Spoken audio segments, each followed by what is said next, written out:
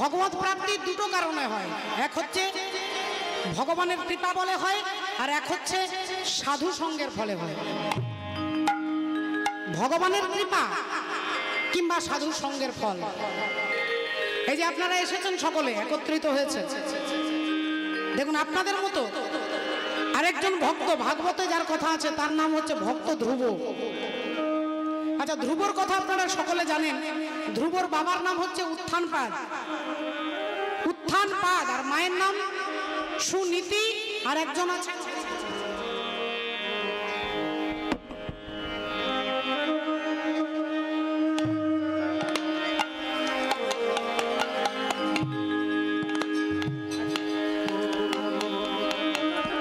বাবার নাম উত্থানপাদ, মায়ের নাম সুনীতি, আর একজন সুরুচি। যদি ভাগবতের কথা অন্তর দিয়ে বিচার করে দেখেন তাহলে উত্থানপাদ কে?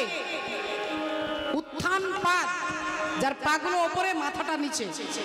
কথাটার মানে হচ্ছে পা ওপরে মাথাটা নিচে। একদিন আমরাও সকলে ছিলাম মাতৃ গর্ভে, দুটো পা ওপরের দিকে ছিল, মাথাটা নিচের দিকে ছিল। আমাদের দুটো স্ত্রী আছে, এক সুনীতি আর এক হচ্ছে সুরুচি। আপনি কোন পাল্লায় পড়বেন? উত্থানপাদ কার পাল্লায় পড়লেন? না সুরুচির পাল্লায় পড়লেন।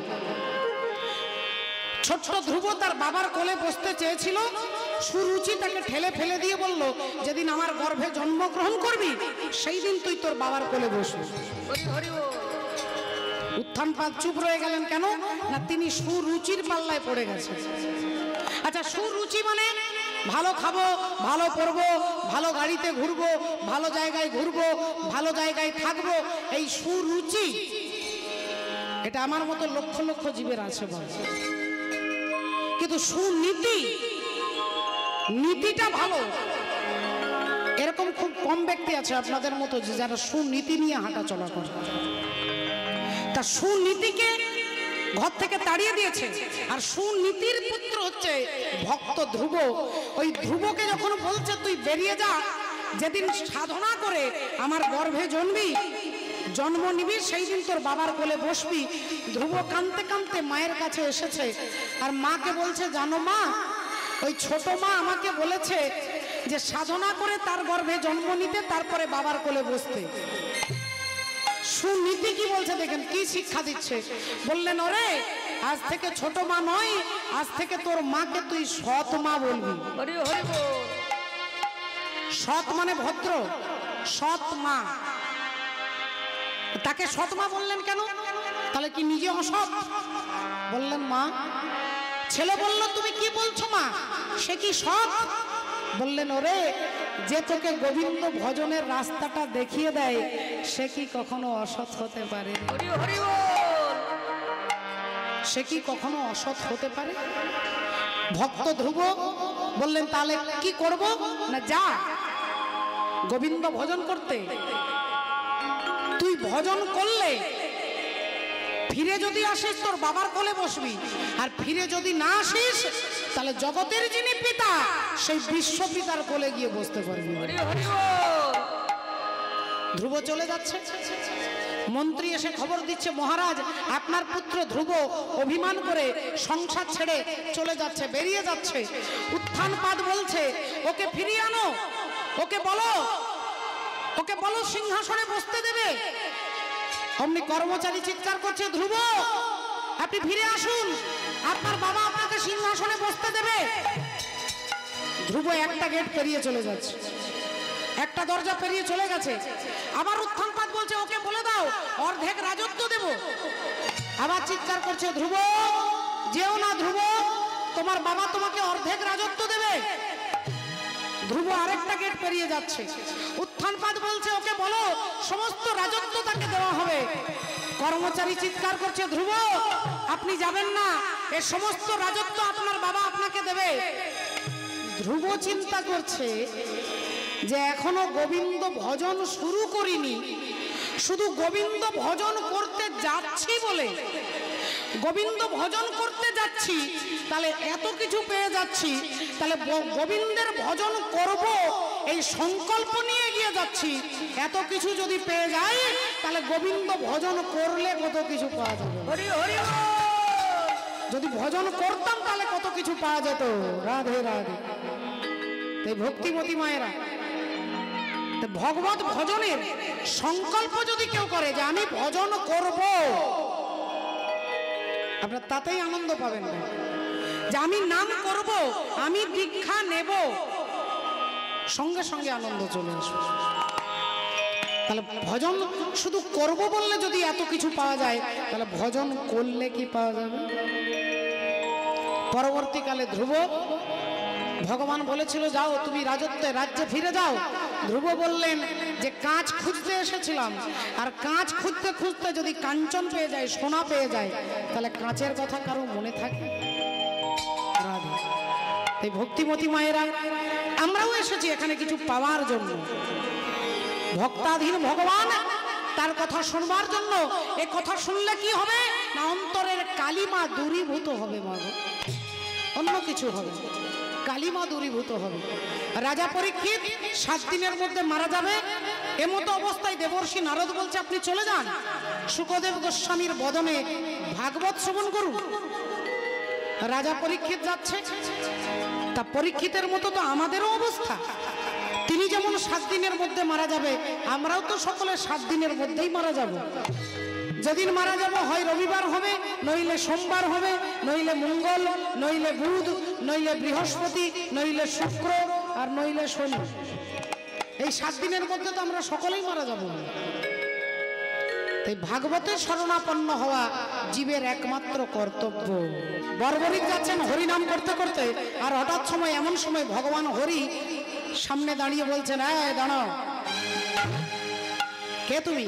ঠাকুর আমার নাম বর্বরিক। কোথায় যাচ্ছ? আগে প্রভু আমি যাচ্ছি কুরুক্ষেত্রের যুদ্ধে। কুরুক্ষেত্রের যুদ্ধে যাচ্ছ তুমি? ওখানে তোমার কে আছে? ওখানে ঠাকুর আমার দাদু আছে। কে তোমার দাদু? আগে প্রভু আমার দাদুর নাম হচ্ছে ভীম। ও তুমি তাহলে ভীমের নাতি? আগে হ্যাঁ প্রভু আমি ভীমের নাতি। ভগবান তাহলে বললেন তোমার দাদু যদি ভীম, তাহলে নিশ্চয়ই তুমি পঞ্চপাণ্ডবের দলে যোগদান করতে যাচ্ছ। পঞ্চপাণ্ডবের দলে যোগদান করবে? বর্বরিক অমনি মাথা নেড়ে বললেন না ঠাকুর, আমি পঞ্চপাণ্ডবের দলে নয়, আমি দাদু দুর্যোধনের দলে যোগদান করব। দাদু দুর্যোধনের দলে যোগদান করতে যাচ্ছি, পঞ্চপাণ্ডবের দলে নয়। ওমা, ভগবান বলছে তোমার দাদু ভীম, আর দাদুকে ছেড়ে দাদু শত্রুর দলে যোগদান করতে যাচ্ছ। তা শোনো বর্বরিক, যুদ্ধে যেতে গেলে আগে তোমাকে এখানে পরীক্ষা দিতে হবে। পরীক্ষা দিতে হবে। হরি বল, হরে কৃষ্ণ। তোমাকে এখানে পরীক্ষা দিতে হবে, তারপরে যুদ্ধে যেতে পারবে। না বলো ঠাকুর কি পরীক্ষা দেব? বললেন ওই যে গাছটা দেখতে পাচ্ছ, তেঁতুল গাছ, ওই তেঁতুল গাছে যতগুলো পাতা আছে, একটা বান মেরে গাছের সমস্ত পাতাগুলোকে ছিদ্র করতে হবে। আর সমস্ত গাছের পাতা যদি ছিদ্র করে দিতে পারো, তাহলে তোমাকে যুদ্ধে যাওয়ার অনুমতি দেওয়া হবে। এখন বর্বরিক একটা বান হাতে নিয়ে আর বৃক্ষটাকে লক্ষ্য করে বানটা ছুঁড়ে মেরেছে। আর যেই বানটা ছুঁড়ে মেরেছে, গাছে যত পাতা সব ছিদ্র হয়ে গেছে। আর এর মধ্যে ভগবান দুটো পাতা, একটা হাতে রেখেছে, একটা পায়ের তলায় রেখেছে। একটা চরণের তলাতে পাতা রেখেছে, একটা হাতে রেখে চুপ করে দেবে। এখন বর্বরিক চোখ বন্ধ করে বানটা মেরেছে, গাছের পাতা সব ছিদ্র হয়ে গেছে। অমনি বর্বরিক ভগবানকে বলছে ঠাকুর এই দেখো সব পাতা ছিদ্র হয়ে গেছে, এইবার আমাকে যাওয়ার অনুমতি দাও। ভগবান বললেন সব পাতা ছিদ্র করেছো, দুটো পাতা করতে পারো। এই বলে হাতটা যেই খুলে দেখাচ্ছে, এই দেখো। আর হাতের পাতাটা যখন খুলেছে দেখছে তখন ছেঁড়া পাতা। ভগবান ভাবলেন আমি হাতে পাতাটা রেখেছি, এটা ছিঁড়ে গেছে, তা ঠিক আছে তুমি আমার পায়ের তলার পাতাটা দেখো। এই বলে যে চরণের তলাটা দেখিয়েছে, দেখছে চরণের তলার পাতাটাও ছিদ্র। মনে মনে চিন্তা করছে আমি যাকে চরণের তলায় রেখেছি তাকে যদি এ বিনাশ করে দেয়, তাহলে তো পঞ্চপাণ্ডবকে আমি আমার চরণের তলায় ঠাঁই দিয়েছি, তাহলে এ যদি দুর্যোধনের দলে যায়, এর হাত থেকে তো আমি পঞ্চপাণ্ডবকে রক্ষা করতে পারবো না। তখনই ভগবান বলছেন বর্বরিক, যদি যুদ্ধে যেতে হয় আগে আমার সঙ্গে যুদ্ধ করতে হবে। আর বর্বরিক তখন নয়নের জলে ভাসতে ভাসতে বলছে, মনে মনে বলছে, ঠাকুর আমার ইচ্ছে ছিল যে আমি তোমার ভক্তের হাতে মরব, তাই দুর্যোধনের দলে যেতে চেয়েছিলাম যাতে পঞ্চপাণ্ডবের মতো ভক্তের হাতে মরতে পারি, কিন্তু আমার ভাগ্যে যে তোমার হাতে মরবার সুযোগ হবে আমি জন্ম কোনোদিন চিন্তা করি না। চোখের জলে নয়ন ভেসে যাচ্ছে, কিন্তু মুখে আনন্দ, হাসি। বললেন, ঠিক আছে প্রভু, তাহলে তোমার সঙ্গে যুদ্ধ করতে হবে যখন, তাহলে নাও, আমি তৈরি হয়ে আছি। ধনুর্বাণ হাতে নিয়ে দাঁড়িয়েছে, আর ভগবান সুদর্শন চক্রটাকে বলছে, যাও ওর মস্তক ছিন্ন করে দাও। আর যেই সুদর্শন চক্রটাকে ছেড়ে দিয়েছে, সুদর্শন চক্র গিয়ে বর্বরিকের মুন্ড থেকে দেহটাকে আলাদা করে দিয়েছে। এবার কাটা মুন্ডটা যখন পড়ে যাচ্ছে, মাটিতে পড়ে যাচ্ছে, তখন চিৎকার করে বলছে, ভগবানের নাম উচ্চারণ করছে। কাটা মুন্ডটা পড়ে কৃষ্ণ কৃষ্ণ কৃষ্ণ বলছে, আর ভগবান ছুটে গিয়ে বর্বরিকের কাটা মুন্ড মাটি থেকে তুলে আর বুকে জড়িয়ে ধরে বলছে, বর্বরিক আমাকে ক্ষমা করো বর্বরিক, আমি তোমার মতো ভক্তের প্রাণ হরণ করেছি শুধুমাত্র পরিত্রাণায় সাধু নাম বিনাশায় চ দুষ্কৃতম, তুমি আমাকে ক্ষমা করো। বর্বরিক কাটা মুন্ড বলছে, ঠাকুর তোমার হাতে যে মরে সে কি মরে না অমর হয়ে যায়? সে যে অমর হয়ে যায় প্রভু, হরি। যতক্ষণ তোমার সঙ্গে জীব তোমার চরণের কাছাকাছি না আসছে ততক্ষণ জীব উদ্ধার হতে পারে না। তাই তোমার চরণ প্রান্তে এসে দাঁড়িয়েছি, তোমার হাতে মরবার সুযোগ পেয়েছি, একে কি মৃত্যু বলে? এ যে অমর হয়ে যায়। ভগবান কেঁদে কেঁদে বলছে, বর্বরিক বলো তুমি কি চাও? বর্বরিক বলছে, প্রভু যদি আমাকে কিছু দিতে হয় তাহলে আশীর্বাদ করুন, আমি যেন কুরুক্ষেত্রের যুদ্ধটা দেখতে পাই। কিন্তু যুদ্ধ আমি দেখবো, আমাকে যেন না কেউ দেখতে পায়। যুদ্ধ আমি দেখবো, আমাকে যেন না কেউ দেখতে পায়। এটাই হচ্ছে ভক্ত আর অভক্তের মধ্যে পার্থক্য। ভক্ত চাই সবসময় পিছিয়ে থাকতে, হাইলাইটস করতে চাই না। আর আমার মতো দুরাচারী বারা, তারা শুধু প্রচারের মধ্যে আসতে চাই, শুধু প্রচার, সবাই আমাকে জানবে। বর্বরিক বলছেন যে আমি দেখবো কিন্তু আমাকে যেন না কেউ দেখতে পায়। তথাস্তু। সমস্ত ঘটনা ভগবান ভীমকে বলছেন। ভীম বলছে, তাহলে আমার নাতি যদি সে, তুমি দেহ থেকে মুন্ডটা আলাদা করলে ঠিক আছে, তাহলে আমার নাতি আমাদেরকে দেখে হাসলো কেন?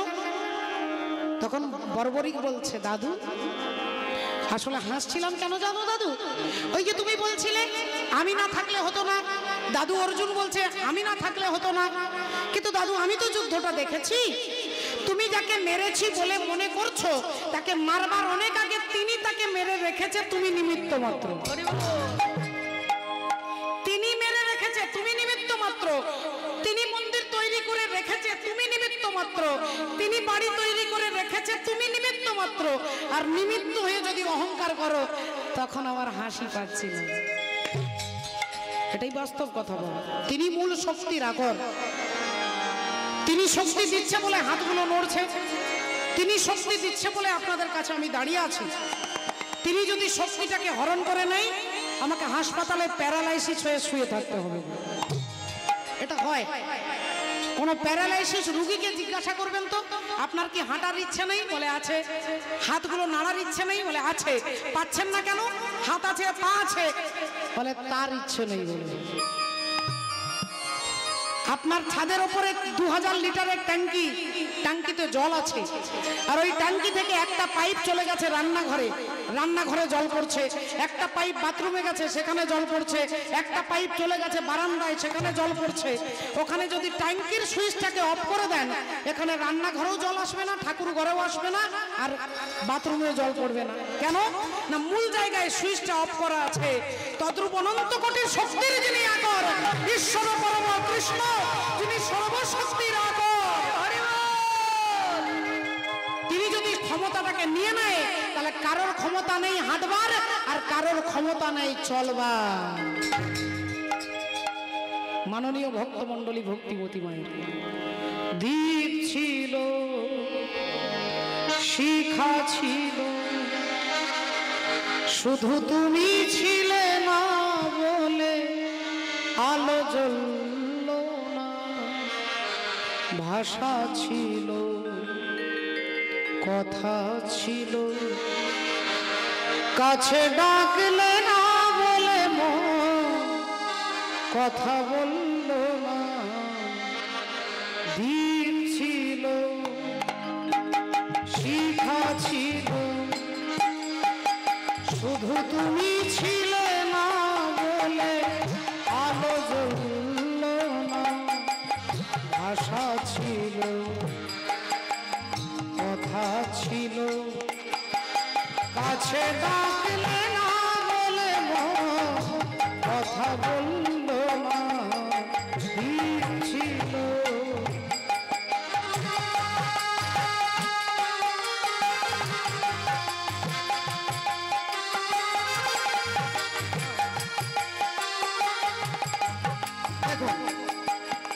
আপনারা বলবেন এই গানের মধ্যে আপনি যাকে বসাবেন, আপনি ভগবানকেও বসাতে পারেন। হাত আছে, পা আছে, চোখ আছে, কান আছে, সব আছে, কিন্তু তিনি যদি না থাকে হাতগুলো চলবে না, পাটাও চলবে না, চোখেও দেখতে পাবে না, কানেও শুনতে পাবে না। তিনি আছে বলে পরমাত্মা রূপে আমি শুনতে পাচ্ছি, দেখতে পাচ্ছি। যেই তিনি বেরিয়ে চলে যাবে আর একটা ইন্দ্রিয় কাজ করবে না। ঝরনা কেমনে হয় নদী, সাগর না ডাকে কহু যদি, তাই যেতে যেতে থেমে গেল, হয়ে চলল না। কাছে ডাকলে না বলে কথা বলল না। দীপ ছিল, শিখা ছিল, শুধু তুমি ছিলে না বলে আলো জ্বলল না। ভাষা ছিল, কথা ছিল, কাছে ডাকলে না বলে কথা বলল না। দীপ ছিল। তিনি সর্বান্তর্যামী, তিনি শক্তি দাতা, তিনি কৃপা না করলে এই হাত পা ইন্দ্রিয় কোনো কিছুই কাজ করবে না। মা আজকে ডাকাত হরিদাস যখনই বলেছে তার স্ত্রী, সে চলে গেছে ভাগবত শুনতে, আর ইনি যাচ্ছে 7:30টার সময়। সবাই শান্ত হয়ে গেছে, ধীর স্থির হয়ে গেছে। পাঠক মশাই পাঠ শুরু করেছে, এখানেও শুরু হবে 5টা থেকে। তার ঠিক পাঠক মশাই আজকে পাঠে ভাগবতীয় কথা বলছে, সবাই চুপচাপ শুনছে। ডাকাত হরিদাস মন্দিরের পেছনে একটা গাছ আছে, ওই গাছের আড়ালে একটুক্ষণ দাঁড়িয়ে আছে। আর ইতিমধ্যে পাঠক মশাই বলছে যে ভগবান শ্রীকৃষ্ণচন্দ্র সখাদেরকে নিয়ে গোষ্ঠে গরু চড়াতে এসেছে। মা যশোদা ভগবানকে সাজিয়ে দিচ্ছে। তা যে গয়নাগুলো দিয়ে সাজাচ্ছে, একটা গয়নার দাম 9 লক্ষ টাকা। একটা গয়নার দাম 9 লক্ষ টাকা। এরকম 9টা গয়না দিয়ে ভগবানকে সাজিয়ে দিচ্ছে। কারণ ভক্তরা শুনে আনন্দ পাচ্ছে, হাসছে। আর ডাকাত হরিদাস পেছনে দাঁড়িয়ে হিসেব করছে যে ছেলেটা গরু চড়াতে যাচ্ছে, তার মা নাকি 9টা গয়না পরিয়ে দিয়েছে। একটা গয়নার দাম 9 লক্ষ, তাহলে 9টা গয়নার দাম কত হবে? 81 লক্ষ টাকা। 81 লক্ষ টাকার গয়না পরে ছেলেটা গরু চড়াতে যাচ্ছে। এই তিনি হিসেব করছে। আর হিসেব করতে করতে ভাবছে, তাহলে যারা ভাগবত শুনতে এসেছে তাদের সোনা দানা লুট করে কি হবে? যে ছেলেটা গরু চড়াতে যাচ্ছে তাকে যদি লুট করতে পারি, তাহলে 81 লক্ষ টাকা যদি পেয়ে যায়, আমার 14 পুরুষকে আর চুরি করতে হবে না। তা ভাবলো তাহলে আর এদেরকে চুরি করব না, এবার সরাসরি পাঠক মশাইকে জিজ্ঞাসা করব। এবার পাঠক মশাই পাঠ করছে, কানে কানে জিজ্ঞাসা করছে, ও পাঠক মশাই, এই ছেলেটার নাম কি গো? আগে ওর নাম কৃষ্ণ। ওমা, ইনি হিসেব করছে 81 লক্ষ টাকার গয়না। তাহলে ছেলেটার নাম জিজ্ঞাসা করি, কি নাম ছেলেটার? পাঠক মশাই না দেখেই বলছে তার নাম কৃষ্ণ। এবার বলছে, এই যে পাঠক মশাই, ওই ছেলেটার বাড়ি কোথায়, একটু ঠিকানাটা বলে দিন আর কি। ছেলেটার বাড়ি কোথায়? পাঠক মশাই, আর যেই পিছন ফিরেছে অমনি ডাকাত হরিদাসকে দেখতে পেয়েছে। আর 7 দিন, আজকে 7 দিনের বিশ্রামের দিন। তা বিশ্রামের দিনে অনেকগুলো চাল পড়েছে, অনেকগুলো খুচরো পয়সা পড়েছে। তবে বাঁ হাতে ধুতিটা ধরে এক লাফে সোজা ছুটতে ছুটতে পালিয়ে যাচ্ছে। ডাকাত হরিদাস পিছনে পিছনে যাচ্ছে। আরে দাঁড়ান না, দাঁড়ান না। এখন পাঠক মশাই যদি ঘন্টায় 1 কিলোমিটার বেগে যায়, এখন 10 কিলোমিটার বেগে ছুটছে। মানে ডাকাতও যাচ্ছে পেছনে পেছনে। আরে দাঁড়ান, দাঁড়ান, দাঁড়ান। আর ভয়ে পাঠক মশাইয়ের গামছার যে 4টে খুঁট ধরেছিল, একটা ছাড়া হয়ে গেছে। আর যেই ছাড়া হয়ে গেছে, চালগুলো ঝরঝর করে পড়তে পড়তে যাচ্ছে। ডাকাত ভাবলো আজ জিজ্ঞাসা করতে হবে না, ওনার বাড়ির ঠিকানা এখান থেকেই পেয়ে যাবো, এখান থেকেই পেয়ে যাবো। হরি হরি। এইবার চালগুলো দেখতে দেখতে যাচ্ছে। এদিকে পাঠক মশাই বাড়ি এসে চিৎকার করছে, ও গিন্নি, ও গিন্নি, দরজা খোলো। গিন্নি দরজা খুলে বলছে, এত চিৎকার করছো কেন, কি হয়েছে? পাঠক মশাই তাড়াতাড়ি ঢুকে বলছে, এই দরজা জানলা বন্ধ করো, বন্ধ করো। আরে দরজা জানলা কি বন্ধ করবো? আপনি বাড়িতে এসেছেন আর দরজা বন্ধ করবো কেন? একটু হাওয়া টাওয়া, একটু ঠান্ডা হবে, ঘরে ঠান্ডা হাওয়া ঢুকবে। বললো, ঘরে যদি ঠান্ডা হাওয়া ঢোকাতে চাস তাহলে আমার ঘরের হাওয়া বেরিয়ে যাবে, দরজা বন্ধ কর। দরজা বন্ধ করেছে। আচ্ছা এবার কি হয়েছে বলুন? বলেন, আমার পেছনে ডাকাত হরিদাস আসছে। কি যে বলছেন স্বামী, আপনার পেছনে ডাকাত হরিদাস আসবে আপনার এই চাল আর খুচরো পয়সা নেওয়ার জন্য? আরে আসছে বলছি তো। আর বলতে না বলতে ডাকাত হরিদাস পৌঁছে গেছে। এই যে পাঠক মশাই, পাঠক মশাই তখন ব্লাড প্রেশার বেড়ে গেছে। মা স্ত্রীকে বলছে, দেখ আমার হাওয়া বার করতে এসেছে, দেখ। এরপরে স্ত্রী বলছে, স্বামী তুমি কিচ্ছু চিন্তা করবে না, আমি আছি, তোমার কোনো চিন্তা নেই, আমি আছি, আমি দেখছি। দরজা খুলেছে। কি হয়েছে বাবা? না পাঠক মশাইকে ডাকুন। না পাঠক মশাই এখন আর আপনার কাছে আসতে পারবে না, তাকে সেলাইন দিতে হবে। কেন? না ওনাকে বলে দিন ওনার কোনো ভয় নেই, ওনার পয়সা চুরি করতে আমি আসিনি। স্ত্রী গিয়ে বলছে, তোমাকে বলছিলাম না তোমার খুচরো পয়সা চাল নিতে আসেনি, তা কি করতে এসেছে, যাও, তোমার কোনো চিন্তা নেই। পাঠক মশাই বলছে, বাবা আমার কোনো দোষ নেই, আমি কি করব? ডাকাত হরিদাস বলছে, ধ্যাত্তেরি, আরে আপনি কি মুশকিল করলেন বলুন তো? আমি জিজ্ঞাসা করছি, ওই যে ছেলেটার 9টা গয়না পরে, কি যেন নাম ভুলে গেছি, কি বললেন? আগে বাবা আমি বলছি না, ভাগবত বলছে তার নাম কৃষ্ণ। বাড়িটা কোথায়? আগে আমি বলছি না, ভাগবত বলছে বৃন্দাবন। তা এই দুটো কথা আপনাকে জানার জন্য এত দূর ছুটলেন আপনিও, আর আমাকেও ছুটতে হলো। তা ঠিক আছে, আপনি যখন একটা ভালো ঠিকানা দিয়েছেন, আমি আপনাকে কথা দিয়ে যাচ্ছি, যদি কৃষ্ণকে ডাকাতি করতে পারি তাহলে একটা গয়না আপনাকে দিয়ে যাব, কোনো চিন্তা নেই। ডাকাত হরিদাস বাড়ি এলেন। স্ত্রীকে এসে বলছে, গিন্নি এক কাজ করো, কতগুলো রুটি আর সবজি করে দাও, আমি আগামীকাল সকালবেলায় বৃন্দাবন যাব। মাধবী চমকে উঠেছে, স্বামী আপনি বৃন্দাবন? বলেন, হ্যাঁ, কৃষ্ণকে ডাকাতি করতে যাব।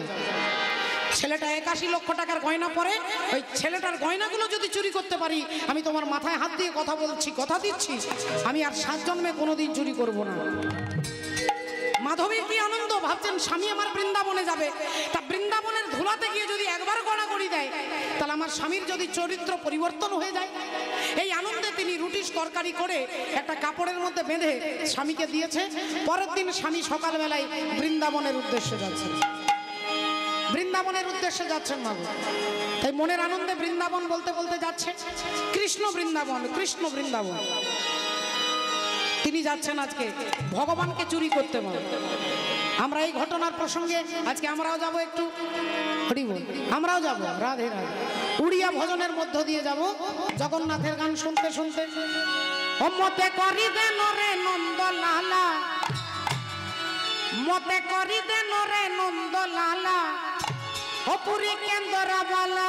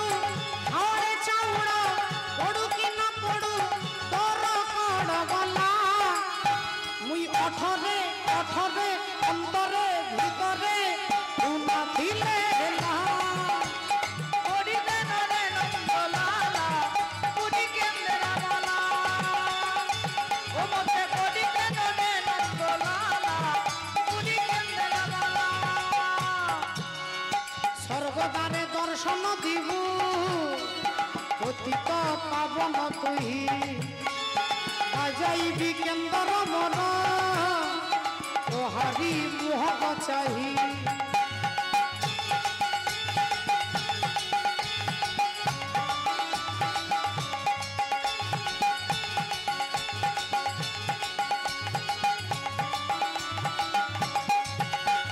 স্বর্গদ্বারে দর্শন দিবু পতিত পাবন তুই বাজাইবি কেন্দ্র মোর তোহারি মুহ চাহি ভাবরে বাঁধাবু জানিবি তো লাগি ভাবরে বাঁধাবু জানিবি তো লাগি জানিবি বেসুর হেলা মুই সুররে তালরে লয়রে ছন্দরে দিলে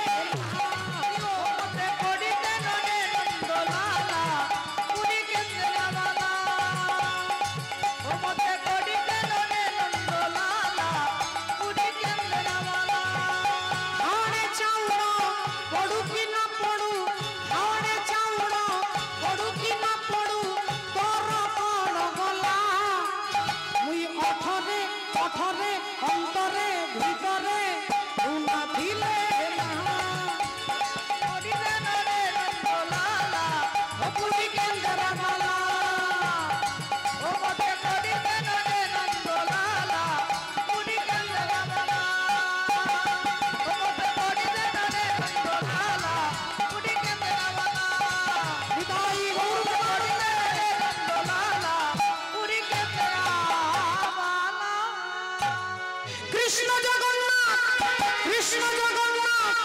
কৃষ্ণ জগন্নাথ কৃষ্ণ জগন্নাথ কৃষ্ণ জগন্নাথ কৃষ্ণ জগন্নাথ কৃষ্ণ জগন্নাথ কৃষ্ণ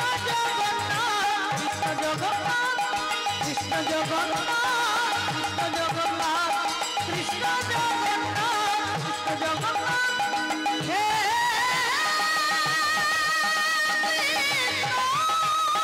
কৃষ্ণ জগন্নাথ কৃষ্ণ জগন্নাথ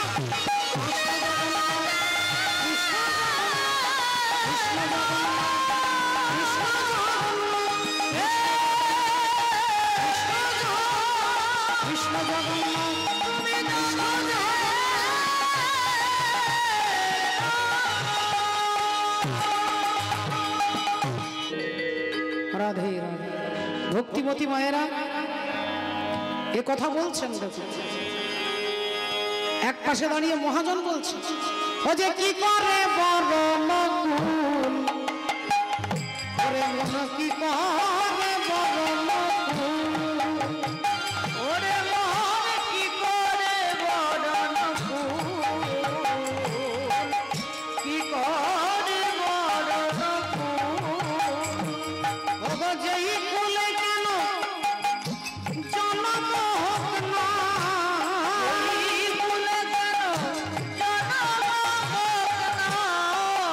বলি ভক্তি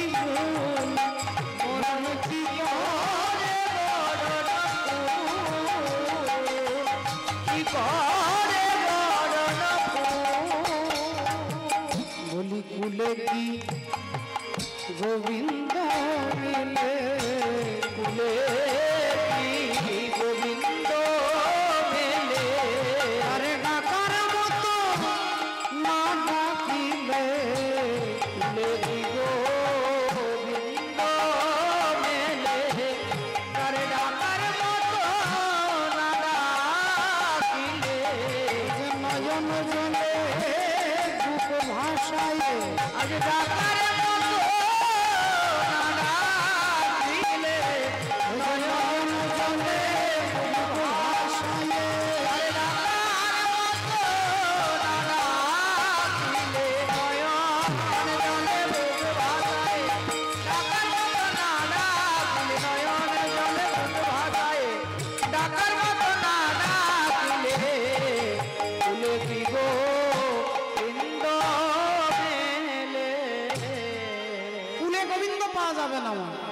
ব্রাহ্মণ কুল না ক্ষত্রিয় কুল না শূদ্র কুল যে কুলেই যদি কেউ ভগবানকে পেয়েছে তার মূলে হচ্ছে ভক্তি কেবলই ভক্তি মূল ভক্তি ভিন্ন ব্রাহ্মণ হলেও পাওয়া যাবে না, শূদ্র হলেও পাওয়া যাবে না।